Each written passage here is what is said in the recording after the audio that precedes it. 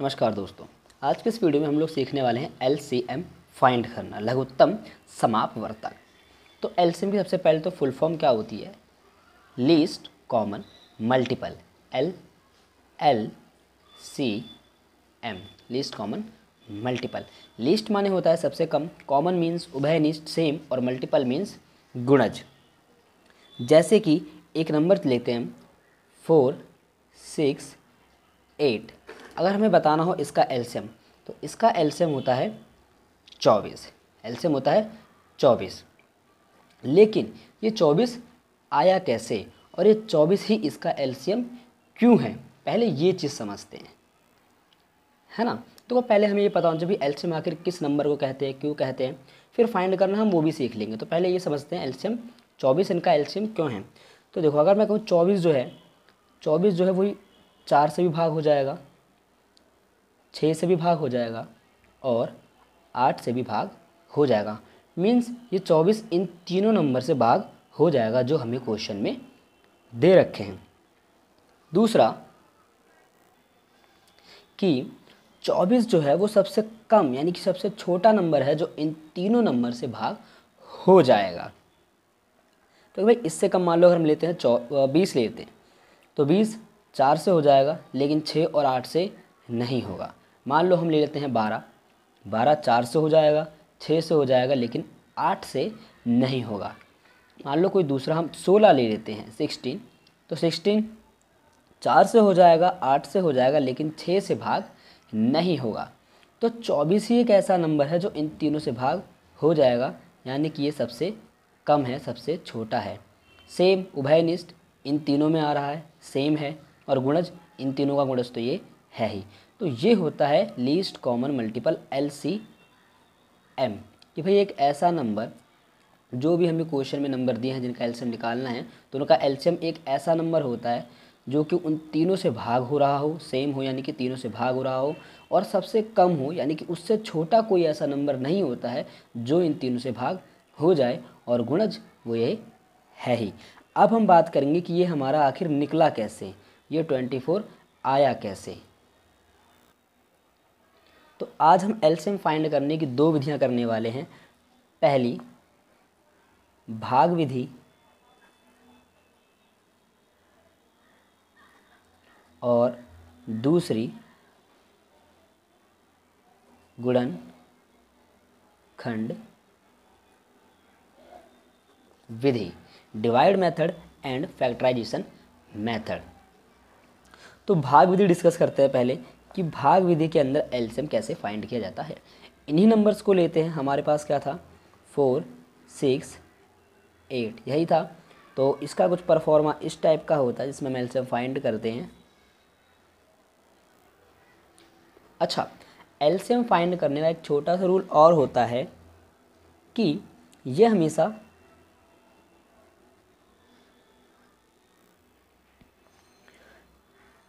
Prime number से ही हमें इन्हें डिवाइड करना होता है। किनसे?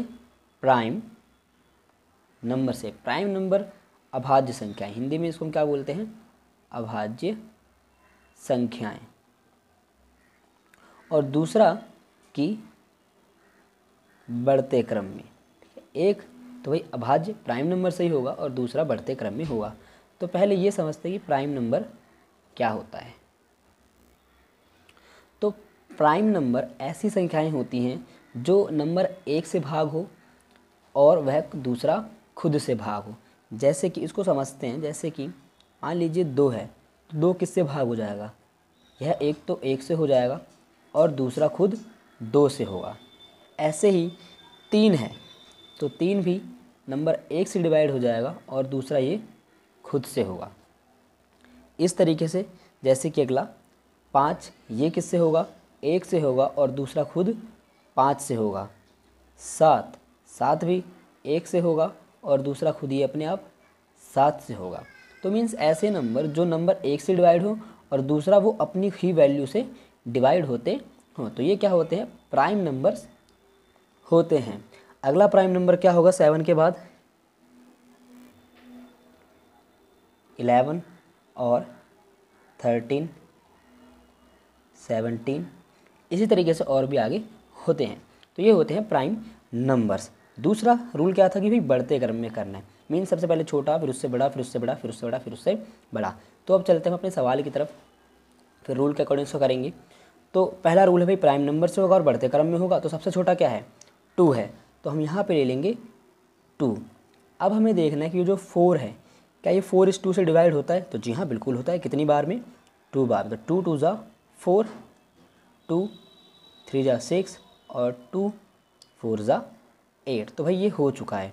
अब रूल के मुताबिक अगला प्राइम नंबर हमारा 3 है, तो हमें यहाँ पर 3 लेना चाहिए। लेकिन अगला प्राइम नंबर लेने से पहले आपको ये देख लेना है कि आपने जो अभी इनको डिवाइड किया है और जो आपका निकल के आए हैं जो नंबर्स, क्या इनमें कोई ऐसा नंबर तो नहीं है जो अभी भी लास्ट वाले प्राइम नंबर से डिवाइड होता हो। तो अगर हम इस नंबर में देखें तो 2 जो है वो 2 से डिवाइड हो सकता है और 4 भी हो सकता है। तो हम वापस इसी को लेंगे, ठीक है। तो 2 1 ज़ा 2, 3 नहीं होता डिवाइड, तो 3 एज इट इज़ ऐसे ही उतर जाएगा। 4, तो 2 2 ज़ा 4। क्या अभी भी इस रेंज में कोई ऐसा नंबर है जो 2 से डिवाइड होता हो? तो भाई हाँ, अभी भी एक नंबर है। तो इसलिए हम वापस 2 को ही लेंगे। 1 नहीं होता तो 1 एज इट इज़ उतर जाएगा, 3 भी एज इट इज़ उतर जाएगा और 2 1 ज़ा 2।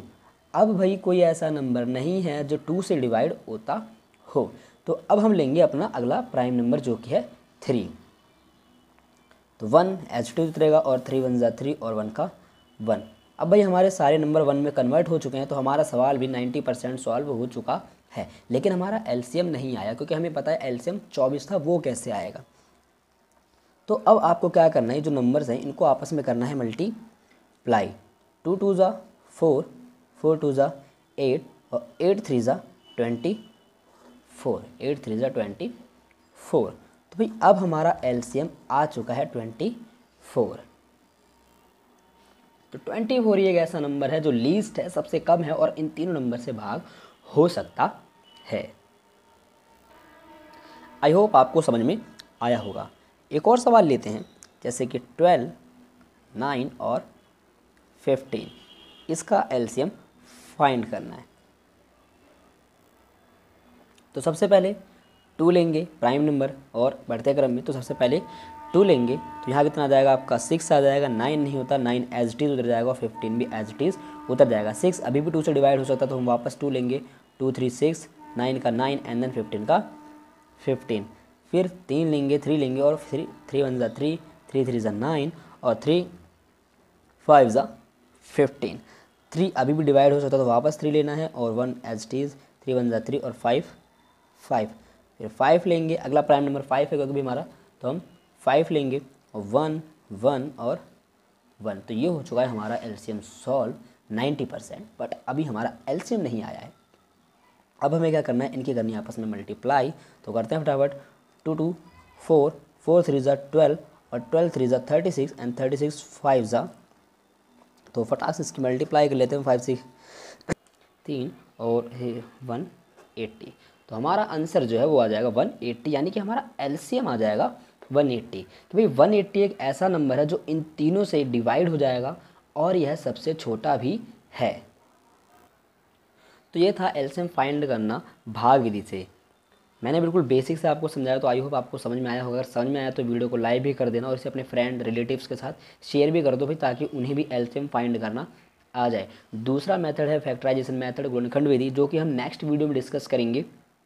तब तक आप इस मेथड की प्रैक्टिस कर लीजिए बहुत बढ़िया से।